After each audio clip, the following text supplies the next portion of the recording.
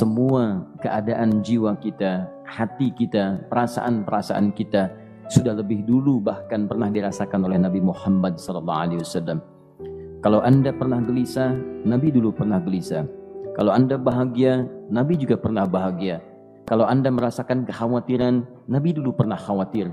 Dan miniatur kehidupan kita sudah dicontohkan dalam perjalanan kehidupan Nabi Muhammad SAW agar kita bisa belajar mengatasi problematika kehidupan. Allahu Akbar, kalau beliau tidak diutus oleh Allah, kita tidak tahu bagaimana cara menyelesaikan pemetaan kehidupan kita hingga dengan saat ini. Bahkan satu ketika pernah beliau kemudian dalam masa yang telah panjang berdakwah, qadarullah kemudian ada wahyu yang jeda datangnya tidak seperti biasanya. Biasanya datangnya cepat, berganti hari turun wahyu, ganti pekan turun wahyu. Ini beberapa masa wahyu belum turun. Ada hikmah di balik itu. Teman-teman sekalian, tiba-tiba beliau naik ke atas bukit, wahyu belum turun juga. Pulang ke rumah, belum turun juga. Sampai keadaan itu terlihat oleh kalangan kafir Quraisy dan mereka berkata, lihatlah Muhammad sudah gila. Dituduh gila. Jadi kalau Anda cuma dituduh dengan hal-hal yang ringan, dituduh soleh, kan? Dituduh kemudian orang yang berubah, dituduh semakin beriman dan sebagainya, barangkali itu lebih baik. Nabi dituduh gila, Anda bayangkan. Tuh Muhammad sudah gila. Muhammad sudah ditinggalkan oleh Tuhannya. Muhammad sudah kehilangan pegangannya. Muhammad sudah tidak punya orientasi. Orangnya sudah nggak jelas, bolak-balik tidak karuan. Naik ke atas bukit seakan-akan orang yang frustasi dan seterusnya. Tapi tahukah Anda apa yang terjadi? Setelah berbagai cacian, makian, tuduhan macam-macam diterima oleh Nabi SAW, lantas tibalah masanya Allah menurunkan satu surah, bahkan disandingkan dengan surah yang lainnya. Bersandinglah dua surah ini secara bersamaan turun, surah ke-93 dan surah ke-94-nya, terkait berkelindan memberikan satu harapan yang sangat panjang. Kata Allah, wadduha wal-laili idza saja ma wadda'aka rabbuka wa ma qala walal akhiratu khairul laka minal ula walasawfa yu'tika rabbuka fatarda alam yajidka yatiman fa'awa wa wajadaka dhallan fahada wa wajadaka 'ailan fa'aghna fa ammal yatima fala taqhar wa ammas sa'ila fala tanhar wa amma bi ni'mati rabbika fahaddits. Ya Muhammad, saya bersumpah dengan waktu duha. Kalau kita baca dengan ilmu balaghahnya, itu bukan sekedar sumpah mengilustrasikan waktu duha. Karena di ilmu balaghah itu nanti ada 3 turunan ilmu. Ada disebut ilmu ma'ani, ilmu mencari kata-kata sehingga ungkapannya sesuai untuk disampaikan. Mana kata-kata yang tepat untuk disampaikan dalam konteks yang ingin dibicarakan. Itu ma'ani namanya. Kemudian setelahnya ada ilmu bayan, bagaimana mengemas kosakata yang bagus ini sehingga bisa disampaikan dengan jelas, orang tidak bingung menerimanya, paham maksudnya. Kemudian setelah itu kadang-kadang jelas kalimatnya, tapi kedengarannya tidak indah. Woi, rapatkan, woi, apa belum paham juga? Rapatkan saf. Memang jelas, tapi nggak ngenakin. Maka bagaimana caranya disampaikan dengan jelas, tapi hati kita terasa nyaman, memuji. Terasanya nyaman diserahkan kepada Allah, tapi ada kebahagiaan, disampaikan tidak terasa tergurui, diperintahkan serasanya diberikan jalan untuk mendapatkan kebaikan. Maka yang ketiga disebut dengan ilmu badi' namanya. Ilmu menghiasi kalimat yang disampaikan sehingga terasa dengan nikmat. Turunannya nanti ada majaz namanya. Mengambil sebuah kalimatnya untuk diposisikan pada kalimat yang nyaman disebut dengan kinayah turunannya. Maka teman-teman kata Allah, wadduha. Diterjemahkan demi waktu duha, bukan sekedar waktu duha, karena duha itu ada cahaya yang indah, dirasakannya enak. Antum keluar waktu duha kan enak tuh, berjemur, kata orang Sunda moyan gitu kan, datang, bahkan sampai dianalisis ada vitamin D-nya bisa terasakan, ya. Kemudian setelah itu ada kenikmatan, enak suasananya, seakan-akan dunia milik sendiri, yang lain numpang. Wah, nyaman keluar itu. Baik, jadi wadduha itu ingin bersumpah mengilustrasikan waktu kenyamanan yang pernah dilalui. Kalau dalam bahasa tafsir yang luasnya, saya bersumpah Muhammad, demi segala kenikmatan yang pernah engkau rasakan dalam hidupmu, seperti engkau merasakan cahaya duha itu. Engkau pernah senang, saya bersumpah dengan kesenanganmu. Engkau pernah tenang, saya bersumpah dengan ketenanganmu. Engkau pernah nyaman, saya bersumpah dengan kenyamanan yang pernah engkau rasakan. Wal laili idza saja. Dan aku pun bersumpah demi gelapnya malam. Demikian terjemahannya. Bukan sekedar gelapnya malam, saja itu sesuatu yang pekat. Ya, ini belakang kelihatan agak gelap nih. Untuk memberikan proyek, kesini aja Pak, saya cuma ngasih contoh ini. Contoh, saya bukan mengeluh, bukan, ingin memberi contoh. Ya, contoh pada ilustrasi yang mau saya sampaikan. Nggak apa-apa, biarkan saja. Saya mau contoh kasih kata saja.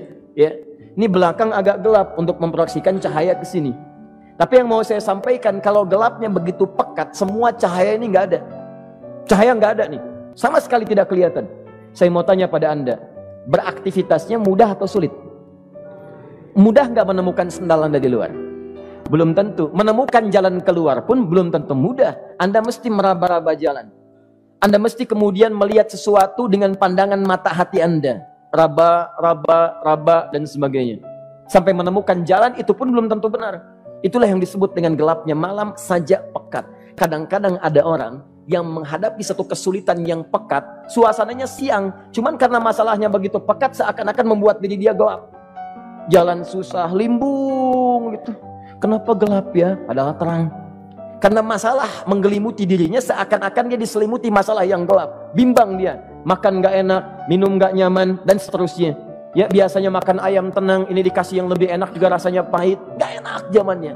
Maka kalau kita ilustrasikan dalam suasana tadi Muhammad, saya bersumpah, engkau pernah hidup nyaman, ataupun engkau mengalami masalah yang sangat pekat dalam kehidupan.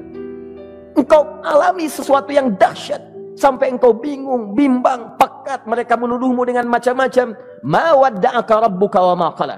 Saya pastikan kepadamu, dalam keadaan nyamanmu seperti dulu, ataupun engkau bimbang seperti sekarang, Tuhanmu tidak akan pernah meninggalkanmu ataupun menuduhmu gila. Orang-orang yang dekat dengan Allah Subhanahu wa ta'ala, maka Allah akan menjaganya, baik dalam keadaan yang tenang dan nyaman, ataupun dalam kesulitan yang luar biasa. Walal akhiratu khairul laka minal ula. Nanti saya akan tunjukkan kepadamu, jika kamu telah tabah dan sabar menerima cacian mereka, menerima tuduhan mereka, nggak apa-apa, ini kan muqaddimah. Masa kamu masih panjang? Kamu masih panjang dalam berdakwah, kehidupan kamu masih panjang membawa tugas dan misi. Kalau kamu belum bersabar pada yang sekarang, bagaimana dengan yang di masa depan? Tapi saya pastikan kepadamu, jangankan yang seperti ini, masalah pekat yang paling hebat pun kamu akan hadapi, yang membuat kamu sedemikian sulit lebih daripada ini, yakinkan pada jiwamu, aku tidak akan pernah meninggalkanmu. Ini prinsip dalam kehidupan kita. Jika Anda menggantungkan hidup kepada Allah, Anda bersandar dengan baik kepada Allah, maka ayat ini akan mengatakan, teman-teman sekalian, Allah tidak akan pernah meninggalkan Anda dalam setiap kehidupan Anda. Nanti, sekarang perjuangan. Kata Allah, walal akhiratu khairul laka minal ula. Nanti saat kamu tiba di akhirat, saya akan tunjukkan kepadamu ada yang lebih hebat yang tidak pernah engkau rasakan sebelumnya saat di bumi. Tidak akan ada lagi kesulitan yang kamu hadapi. Tidak akan ada lagi cacian yang kamu kemudian hadapi. Tidak ada lagi kemudian tuduhan yang kemudian kamu rasakan. Aku akan berikan apapun yang kamu inginkan sampai kamu puas. Wala sawfa yu'tika rabbuka fatarda. Nanti kamu pengen apapun, aku berikan. Kalau saufa masih ada jeda, ya. Kalau bahasanya wa yu'tika mungkin seketika. Tapi ketika mengatakan saufa, artinya bukan saat ini Muhammad. Sekarang pun aku berikan, tapi nanti yang di akhirat aku berikan sampai kamu merasa puas. Ayo minta apa saja. Hadir, hadir, hadir, hadir. Tapi yang paling indah, kalau kamu tidak percaya, alam yajidka yatiman fa'awa. Cobalah ingat, kalau sekarang sedang susah, coba ingat dulu. Bukankah saat kamu yatim, aku yang merawat sampai kamu tidak merasakan kegelisahan itu? Lahir bapak tidak ada, aku cukupkan dengan kakek. Kakek meninggal, aku hadirkan ibu dan paman hadir di sekitaranmu. Ibu meninggal, ada kakek. Kakek meninggal, ada paman. Dan Khadijah hadir di sekitaranmu. Bukankah aku rawat pada saat itu? Wajadaka dhallan fahada. Kamu sedang bingung, sedang susah, bukankah sering aku berikan petunjuk kepadamu? Wajadaka ailan fa'aghna. Kamu merasakan kesulitan, lahir dalam keadaan yatim, tidak ada pendukung, maka aku jadikan kaya. Bukankah saat kamu menikah dengan Khadijah, aku tambahkan lagi pendukung untuk misi dakwahmu? Ini pesan dalam Al-Quran. Kalau Anda sedang merasa susah, kalau ingin menenangkan diri, ingat-ingat yang baik-baik yang dulu. Kalau Anda sedang jatuh dalam bisnis, ingat-ingat saat Anda meningkat dalam bisnis Anda. Allah tidak pernah tinggalkan Anda. Mungkin ini ujian untuk membuat Anda lebih hebat lagi di masa depan. Kalau Anda tidak tahan bantingan yang sekarang, bagaimana Anda bisa mengatasi pelintiran yang akan datang? Karena dalam kehidupan bukan cuma dibanting. Anda mungkin mengalami penyingkiran, penyungkuran, lipatan, guntingan, bantingan, macam-macam.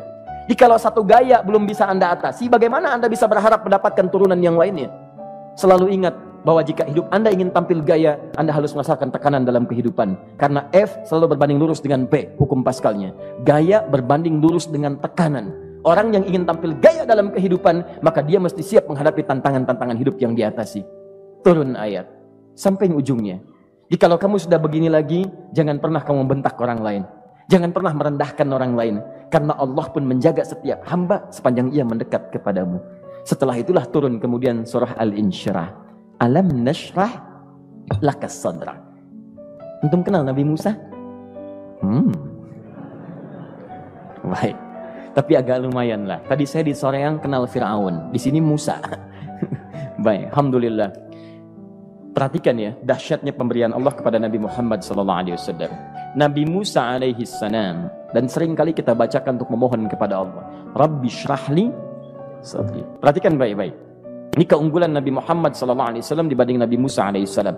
Dua-duanya Nabi, Rasul, tapi masing-masing punya keistimewaan. Musa, Nabi, berdakwah, memohon kepada Allah kelapangan hati. Rabbi syrahli sadri. Ya Allah, tolong lapangkan hatiku nih. Kenapa mesti lapang? Karena pasti Musa merasakan nih. Saya tahu betul karakter Fir'aun. Belum apa-apa sudah memaki. Kalau orang yang hatinya tidak lapang, tidak akan tahan dengan makian, keluarlah kemudian balasan yang tidak digambarkan sebelumnya. Fir'aun tuh kasar. Kasarnya bukan sekedar kasar, bahkan saking kasarnya bisa berujung pada eksekusi kematian. Saya contohkan tadi di sore yang ini, saya nggak suka dengan rambutnya nih, kata Fir'aun. Bukan nyuruh-nyukur mas, tolong pisahkan kepala dari badannya. Gitu gayanya tuh, Fir'aun. Ya, bukan nggak ngenakin, susah dengan Fir'aun itu. Jadi kalau belum apa-apa datang Musa ke situ, hatinya tidak seluas samudra, hatinya tidak lapang, cuman seluas gelas, tidak akan sabar menerima cacian Fir'aun. Begitu datang dicaci, dasar anak gak tahu diri, gak tahu malu, sudah saya rawat begini. Ya Allah, saya bosan dengarnya, matiin aja sekarang. Musa Nabi berdoa dikabulkan. Cuman kalau Fir'aun kemudian ajalnya misal wafat pada saat itu, tidak akan jadi contoh kepada kita untuk kekinian. Bagaimana orang yang bebal untuk bertobat kepada Allah Subhanahu wa ta'ala. Bagaimana penyimpangan dalam kedudukan. Bagaimana dia kemudian akrab dengan pengusaha yang gelap. Di pengusaha gelap berpartner dengan penguasa zalim. Sudah ada dari dulu. Pengusahanya disebut dengan Qarun.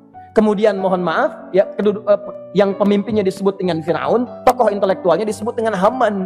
Makanya cerita ini komplit di Quran. Sudah ada. Di setiap persoalan dalam kehidupan masyarakat disebabkan tiga hal yang berkolaborasi. Kalau bukan penguasa zalim berpartner dengan pengusaha gelap, ditopang oleh intelektual yang sembrono. Itu persoalan. Jadi kalau ada sekarang intelektual menyalahgunakan kepintarannya, dia terlambat, sudah ada Haman dulu. Dan gak usah bersaing, dia bisa bikin piramida, Anda belum tentu bisa membuatnya. Kalah Anda, masih kalah hebat. Ya, jadi kalau dititipkan sesuatu jangan disimpangkan. Yang ingin saya sampaikan, Musa mengatakan Rabbi syrahli sadri. Nabi berangkat berdoa dikabulkan oleh Allah. Nabi Muhammad belum minta turun ayat. Alam nashrah laka sadra. Yang ini minta Rabbi syrahli sadri. Nabi Muhammad alam nashrah laka sadra. Muhammad mulai dari peristiwa sehingga engkau akan lebih sabar lagi menerima tantangan-tantangan dakwah. Mulai sejak itu jangankan dimaki, dilempar batu di Taif. Dari Mekah pergi ke Taif dengan Zaid kemudian. Sampai di Taif mendapatkan sesuatu yang tidak dibayangkan sebelumnya. Kalau cuma dihentikan saat mengajar, wajar. Ini dilempari batu. Anda bayangkan. Bisa kebayang nggak? Lempari batu tuh. Dilempar. Zaid jadi tameng, berdarah-darah, kemudian mundur. Mundur, beristirahat di bawah tepian pohon. Begitu beristirahat, datang malaikat penjaga dua gunung. Turun malaikat dengan kesal mengatakan, Ya Rasulullah, mud yadaika ilas sama. Ya Rasulullah, angkat tanganmu ke langit, minta kepada Allah, aku angkat dua bukit di Taif, aku himpit keduanya. Aku himpit penduduk Taif dengan dua bukit itu. Apa jawab Nabi? Karena sudah mendapatkan kelapangan, ketenangan, belajar dari peristiwa-peristiwa tadi, indah jawabannya. Lah, katanya, tolong jangan lakukan. Innahum qaumun la ya'lamun. Mereka belum paham saja. Mereka belum mengerti. Tolong jangan lakukan. Aku bermohon kepada Allah. Boleh jadi nanti di masa depan akan ada hamba-hamba terbaik yang lahir dari bumi Taif ini. Kemudian beliau berkata, Rabbi, ila man takilluni? A'ila qaribin yu'limuni am ila ba'idin yu'dhini fa ana radin ma lam taghdab ilayya. Ya Allah, Kemana lagi engkau akan utus aku untuk berdakwah setelah peristiwa ini? Apakah tempatnya lebih dekat aku jangkau sekarang, tapi di situ aku akan disakiti lagi? Ataukah jaraknya masih jauh, tapi di tempat itu aku akan dizalimi lagi? Aku ridha ya Allah dengan itu semua, asalkan engkau tidak marah kepadaku. Asalkan engkau tidak marah kepadaku. La haula wala quwata illa billahil aliyil azim. Begitu kelapangan itu muncul, ridha dengan ketetapan dan siap, tabah, kuat, hadir dalam jiwanya. Tiba-tiba turun undangan, tunaikan Isra dan Mi'raj. Diangkat statusnya, naik mendekat kepada Allah Subhanahu wa taala. Dihilangkan bebannya, wa wada'na anka wizrak alladzi anqadha dhahrak. Itu hikmah, teman-teman. Barangkali kalau antum saat ini datang ke masjid ini untuk kajian, sedang bawa beban, ada kesulitan, penuh dengan macam-macam, barangkali dibacakan surat Ad-Duha tadi untuk memberikan harapan kepada Anda. Ini bukan PHP, karena ini bukan masalah urusan manusia. Ini adalah janji yang tidak akan pernah diingkari. Innallaha la